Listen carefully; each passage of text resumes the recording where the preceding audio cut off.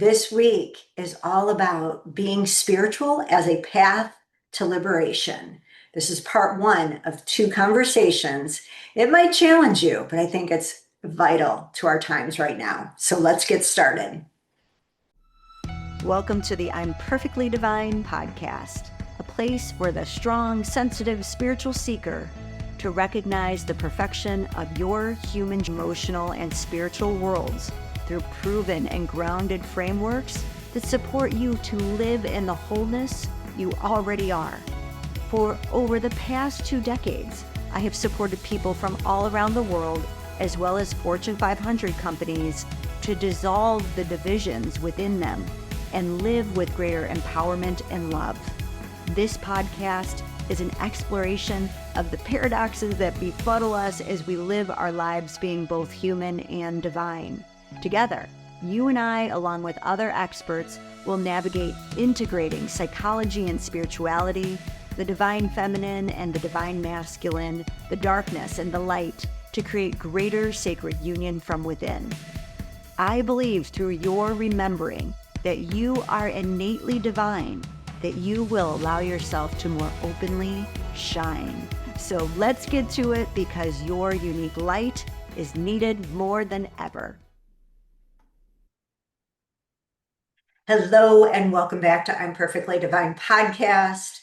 Today, I want to start with kind of a simple question, but it's not meant to be simple in how we reflect upon it. And that is, why are you on a spiritual path?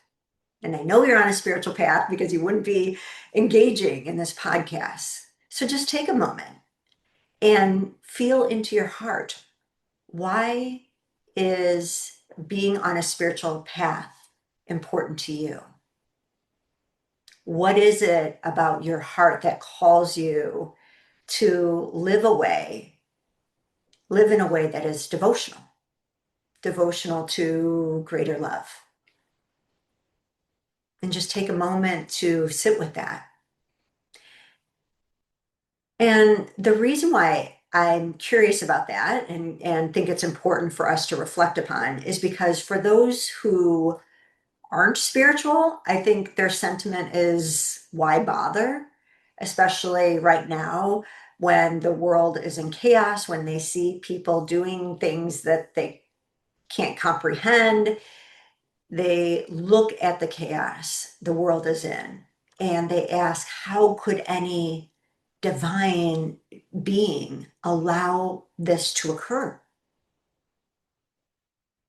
Where is the divine? But the divine is in each of us. So the divine itself isn't allowing it. We are. We are. We have been created with great power. And with that power comes great responsibility. And I know for myself, for a long time, I removed myself from certain responsibilities.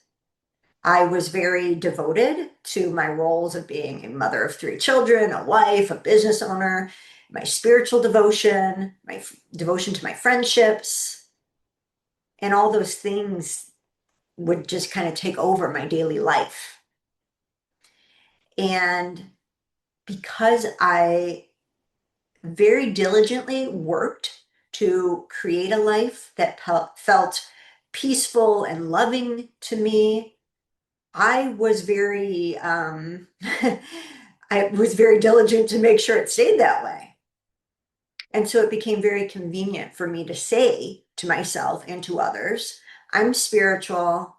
I don't want to get into politics. Let me leave the politics to the experts. That's what they do for a living. I'm into the psychological, I'm into the spiritual.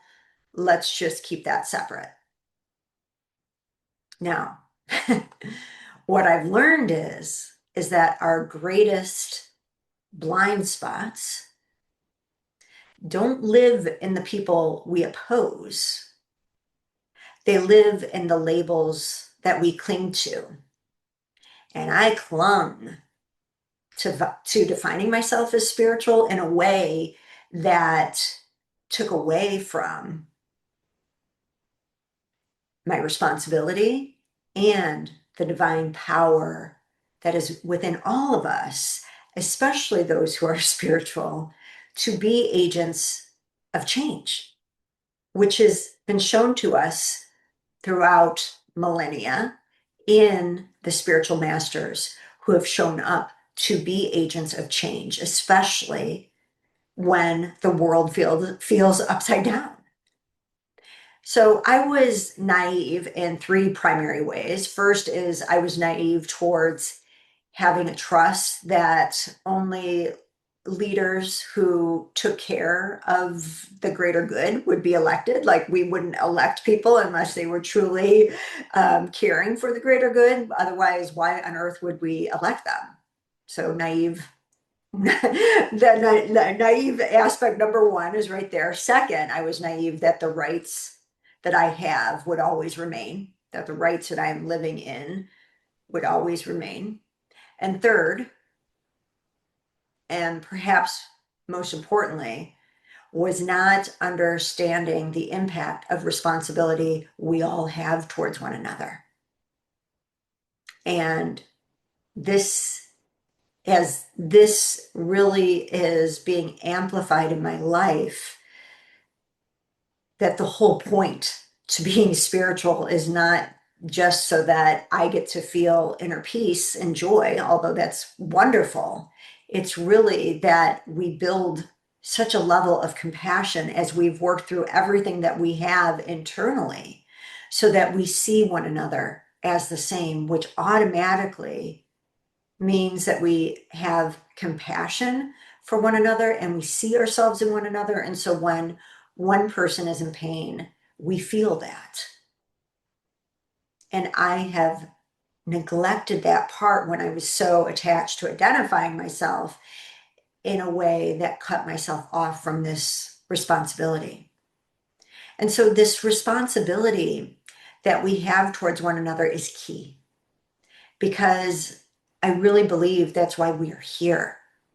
It is great that we have been given certain circumstances to work on ourselves so that we can liberate our essence, so that we aren't as tied down from our ego, so our hearts can sing, so that we can feel that joy. We are blessed, and this is part of our experience that the divine wants for us.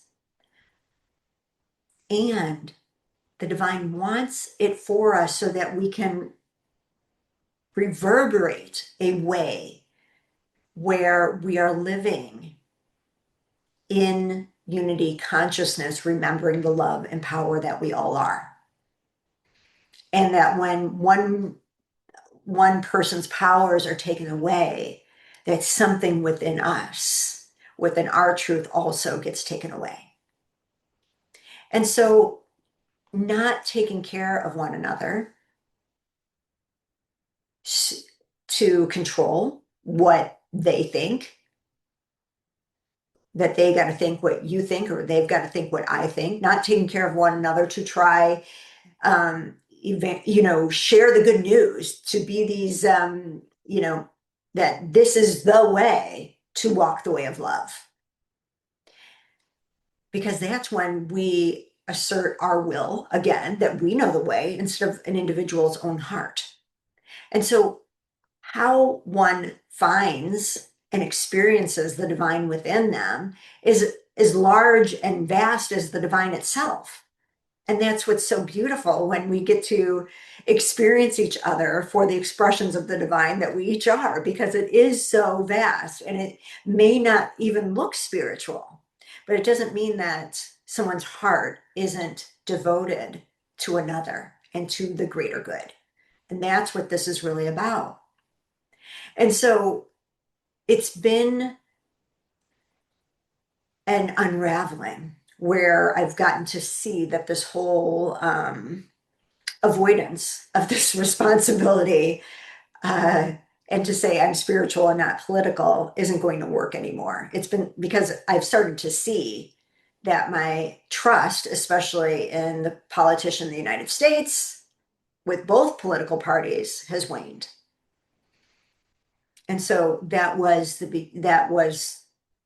beginning of it's time to come forward. It's time to come forward and trust what is not sitting right within my heart. And my hope is that this has been stirring within you and that this gives you also permission to share what's not in your heart, what doesn't sit right in your heart, and how to be able to speak that with love and compassion, how we can speak that without getting too hooked into certain identities. And as I said, I've lost trust in both political parties because we are swimming in this bowl of the patriarchy where we are used to control and controlling one another in order to feel safe. And so one of the big eye-opening moments for me was actually during COVID. And this was when the government was largely led by Democrats, and they were insisting that everybody get a COVID shot, or otherwise you could lose your job. And this was personally impacting my family. And here we were being told to put something into our bodies that we didn't agree with. But if not, it's going to literally impact your ability to make money, your ability for survival. And on top of that, I was told I was being selfish for not looking for taking care of the greater good of people.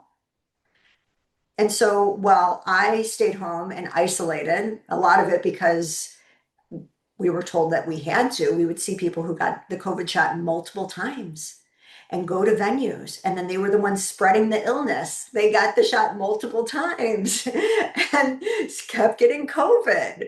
And so I'm happy for people who believe in the COVID shot. I understand why you believe in the COVID shot, because we were in a time where it was chaotic. We were scared for our lives. And I saw a neighbor who barely made it. I saw a family member's mother die from COVID. I also saw someone who got the COVID shot and had an adverse reaction that's still impacting his life. The point being is, because we're scared, do we get to control one another?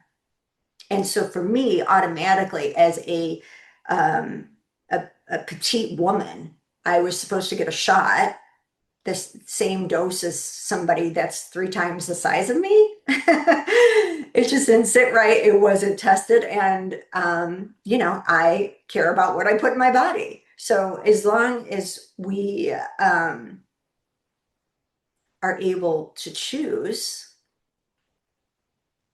and not control and put it under the guise that it's for the greater good, when we don't really know, but we're allowing our fear to take over and then control others. And so that was an area where it hit home. Also with the Democratic Party and in the Democratic led jurisdictions. I don't understand how we continue to allow repeat offenders to go and continue to commit crimes without repercussions, even though I completely understand that we are in a system where people experience racism, injustice, and unfairness in their lives. But that does not make it okay for people who are truly struggling with something going on within them to make repeated offenses to the tune of 10, 20, 30 times to do whatever they want to other people. So even in a system that's flawed, there needs to be accountability. Otherwise, we're just permitting bad behavior. And so I share this now as I enter into what's happening on the Republican side, because it's important to be able that I feel that when people share something, it's like they're slotted into these dichotomies. We're going to make it, we're against each other. And it's just being able to say, this does not sit with me. Right. And so as I go into the Republican side of things, I am beyond concerned I am disturbed to my core, and like at a sickening level of how we are justifying in our minds things like threatening to wipe out a whole civilization. And then people who call themselves Republicans say that that's just talk. That's just a negotiation style. And that to me is like having two 17-year-olds play chicken with their cars, where they're coming at each other and they're waiting to see who's the first one to steer away. Except that this is elderly men doing this with nuclear arms. And it's not funny to joke around or to just say that we're going to wipe out an entire civilization unless you do things my way. I'm worried how we justify having a nation's leader who's been accused of rape, sexual assault multiple times, mentioned in the Epstein files thousands of times, caught on tape saying how he thinks it's okay to sexually violate women by touching them where and when he pleases, and that we chalk it up to locker room talk instead of recognizing that this is a behavior of a predator who believes that his wealth and power are above the law. How we have a broken system for immigrants to become citizens and now punish people who have peacefully contributed to this country as a justification to get the quote unquote bad guys, as if violating behaviors towards a group of people is the only way to find people who commit crimes. Does it make a lot of sense? How there's an oligarchy being formed with one family right now, creating laws ahead of time. So when they pull their card to advance their pocketbook, they are considered to be following the law, even when we know in our hearts it's unethical. And I just want to be really clear. I am not trying to be on some moral high horse here. I am constantly battling what the patriarchy has told me is acceptable and what we consider normal until I look inwards, until I look into my heart and be like, what is going on? This isn't right. And then it continues and it continues. And we wonder why. So while I never voted for Trump, that example that I'm talking about, that I just said, where Trump was caught on tape talking about women, how he just grabs them whenever and wherever he wants. I specifically remember being at some sort of family event at the time, and this came up. And another female family member said, "Oh, that's just locker room talk." And I went along with it. I went along with it. Me, someone who has experienced sexual violation. Why? Because I didn't want to believe that someone in leadership could be like that. Because he's done good deeds in his life. He can't be all that bad. The way we want to justify, especially when we're spiritual people, that people are either all good or all bad isn't reality. And it's why we practice this messy practice of what it means to be both human and divine. And the thing is that the most atrocious people in history aren't all bad. Not every speck, not ounce of them is all bad. That's how they're able to fool us into buying their narrative, because they want to point out the good over here and avoid the bad that is actually systematically being schemed in order to have more power and control. And we aren't stupid. Most people want to believe in a better way. And so if someone who is really about wanting to control, they know exactly how to manipulate others to follow along because their ego is so seduced and manipulated by powering over. And so here's what I've come to understand is that whether someone calls themselves a Christian, a Democrat, a Republican, when our ego becomes so attached to that label, it stops being about the values that we genuinely believe, and it starts being about identity protection. The ego uses a label to whisper to us, to our psyche, I'm on the right side. I'm the good one. I'm better than those who don't have it together and who believe different than me. And the moment that happens, we stop seeing people as one of us and they become our opponents.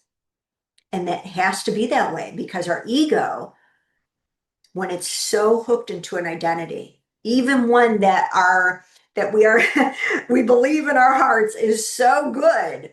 And I would say, especially if we are so hooked to only see good, then we stop seeing truth. And we start defending a team that we believe is that we're on and that's the right one. And that is not faith. That's the ego doing what it does, which is using any available vehicle to keep us feeling separate, superior, safe. And it happens in spiritual circles as well.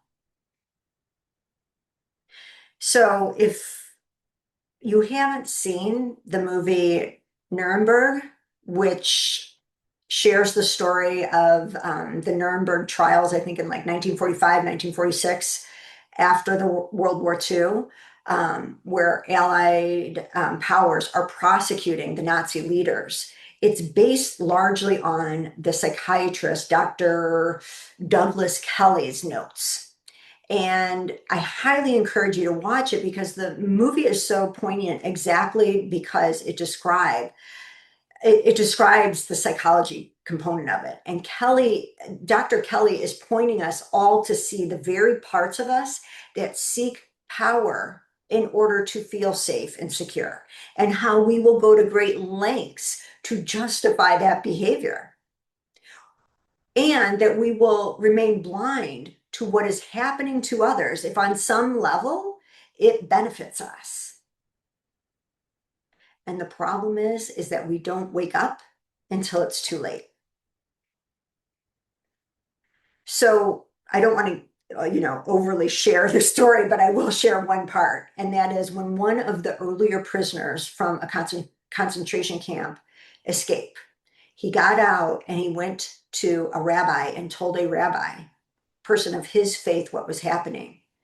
And the rabbi did not believe him at first. He said, we are in the 20th century. There is no way the world would allow that to happen. It was unthinkable to this rabbi, beyond comprehension.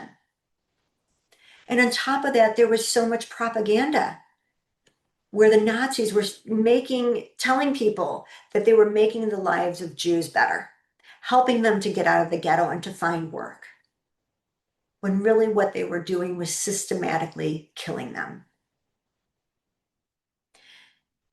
And this is why we must awaken. We have to awaken to what is happening now. And it's not spiritual to ignore politics. So how I see this already shaping up right now is there's a couple stories locally, and maybe you have your own from where you are from.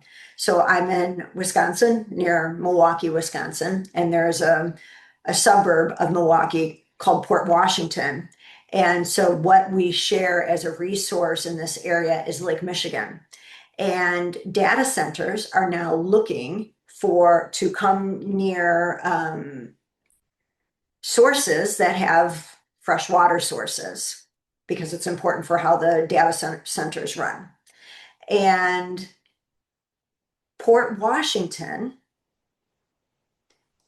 now has this massive, I mean, if you ever thought Amazon warehouses were big, they have already begun the construction on this. I mean, it goes on and on and on, this data center. And the residents didn't understand what was happening until it was too late. So, did the data centers follow the law? They did, but they did so in the most, they wanted to keep it quiet. They put forward what was required from them by law. They did notify the community, but no one really paid attention to what was going on until it started moving forward and it was too late. And I've seen this happen with other areas where people are, again, using natural resources for their own benefit. So they are following the law, but it's like just barely. And what's happening is that their laws are being changed right now, probably in your community or your area, so that when something unethical happens, that these groups that benefit from changing laws can say, I followed the law. Even though we know it's unethical, they are able to make shifts in the law while we are worried about what's going on in the more dramatic elements that's happening out in the world. And so this bit by bit, they are changing things to work for their benefit. And the scary thing is this is exactly what the Nazi people did to the Jewish people. Bit by bit, they took away their ability to to have a livelihood, to thrive. They changed the laws so the Jewish people couldn't win. And then they were without resources. And bit by bit, they were siphoned into a ghetto. They were desperate. They were hungry. And the same bit by bit, taking away, changing things to the benefit of organizations that are wanting greater power, greater control, have the authority. And we're not even aware. And so this is happening in the United States right now. So this is where I'm going to leave us with today, to sit with this, to invite you, if you are someone like me that's always kind of said, I'm spiritual, I'm not political, that we challenge ourselves with that even more. Because, well, first of all, there's going to be a part two to this. And in part two, I'm going to go even deeper. We're going to look at how this pattern of using fear to control people is not new. It goes back thousands of years. And the spiritual path is actually calling us to step forward as the change makers, as the ones that start to see the ways that people are being manipulated, so that bit by bit we reclaim the power so that people are treated equally, fairly, and with love. So I share this with you because I just feel that if I could shift, because I was just really tied to the identity that to let people do what they're good at, right?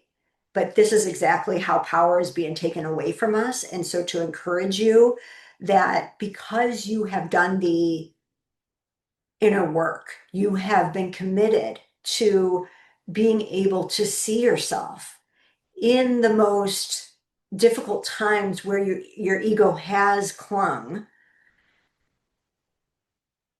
that you are someone that's so needed right now, because as you've learned to uncling from the ego trappings, you are someone that can help navigate this without being overly identified to things to identities that are outside of us, that aren't the truth to any of us. And you're not going to feel that knee-jerk reaction that I've got to defend. Again, even with labels that we consider good, even with a label being called spiritual, Christian, Muslim, Jewish, Buddhist, it doesn't matter. If our egos cling on and say, I got the way, I know the way, this is the only way, then our egos got us and we're blind to the truth. And so this is to both honor your work that you've done, that the way that you have continued to distill what is your heart, what is your truth from the ego, and to encourage you to step forward. What is your truth speaking to you? And so I'll leave us, as I always do, that there's nothing to fix within you, just to remember, because I want you to know within your heart that you are not broken, but the system is. The system needs you. So no one is broken, but the perceptions that have justified powering over need to change. I think it's helpful the more that we can see the ways that we've been involved in it, because again, it can help us see that we're not above it and we've all been swimming in it. And those who are willing to see it within themselves are the ones that I entrust, that because you're willing to remember, because even when it's been the most difficult thing to face ourselves and the ways that we have clung to the ego, that you've decided to truly remember. So I honor you for that. I encourage you for what is coming forward from you to allow that to be seen, because you are needed more than ever. So we'll continue the conversation next week. I'll see you then. I am so honored you have joined me today. If you enjoyed the I'm Perfectly Divine podcast, subscribe so you don't miss any of our power-filled episodes. Also, if you know another who is strong, sensitive, and spiritual and wants to dive deeper into emotions and ancient wisdom so they too can create profound peace and fulfillment from within, please share this podcast. Thank you again for joining me, and I look forward to reconnecting with you soon.